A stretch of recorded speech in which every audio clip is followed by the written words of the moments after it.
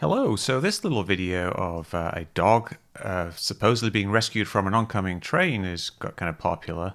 It is a fake video, and there's a number of ways we can tell it's fake, and I'm going to go through them. But first of all, something that's pretty common in fake videos is this ridiculously shaky camera. Just look at it kind of wobbling all over the place. Like I don't know what's supposed to be going on there, but the reason it's wobbly is the camera was originally probably done on a tripod so they can composite two shots, and then they have to add the wobble later, and so it ends up looking like this ridiculously weirdly wobble sinusoidal thing.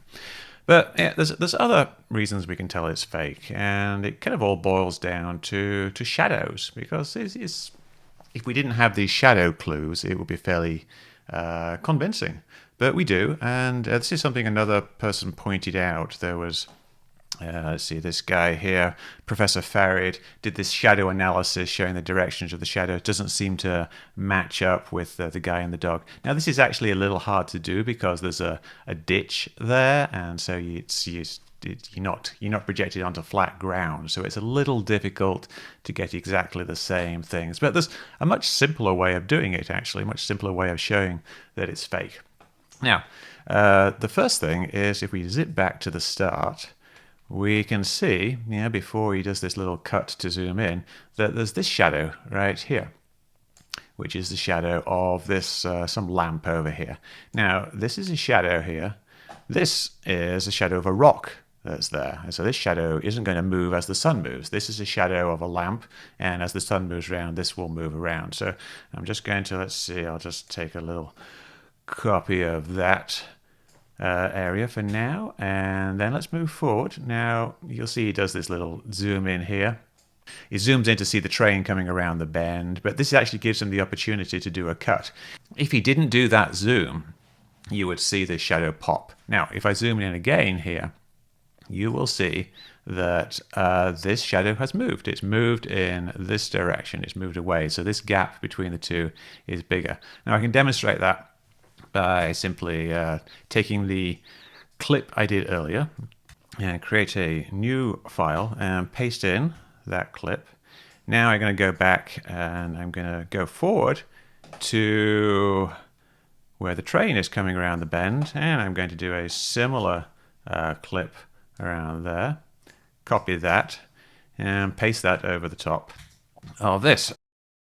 Now make the top layer transparent so I can line up the shadow.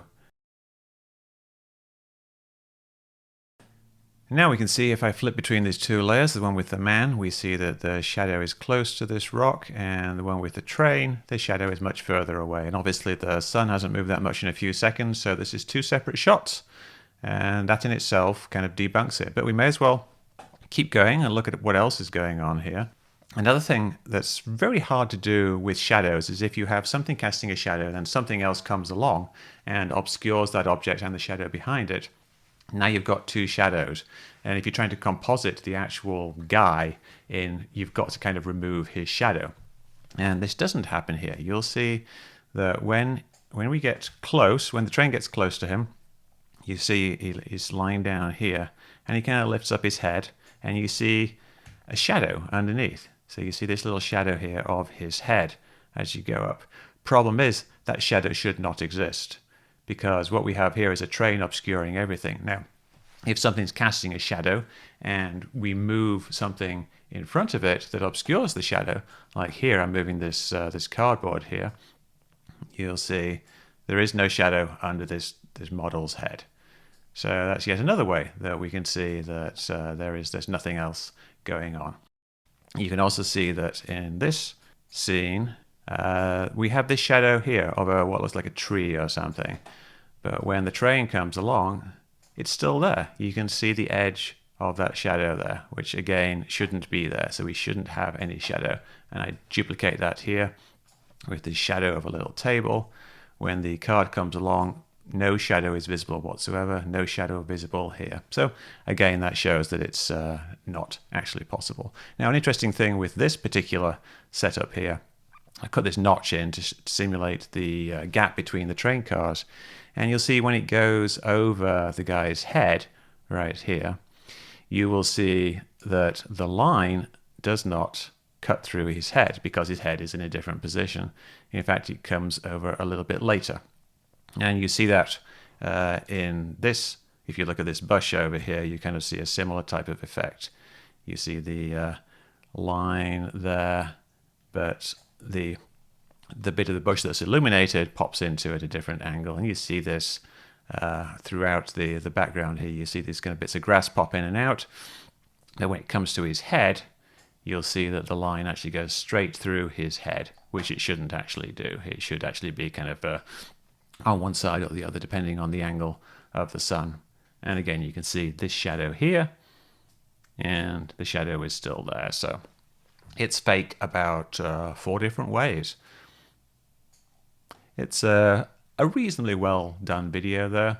Another thing you can notice actually is if when you zoom into this area here, when the train's kind of getting close, you notice everything around here get all kind of fuzzy and blurry and kind of dark before the train even gets there. And I think that's just because they had to kind of blur things out because there was so much going on. It's, you know, shadows are tricky. You want to shoot these fake things on an overcast day, but unfortunately it's in full sun, so we can very easily see that this is in fact fake.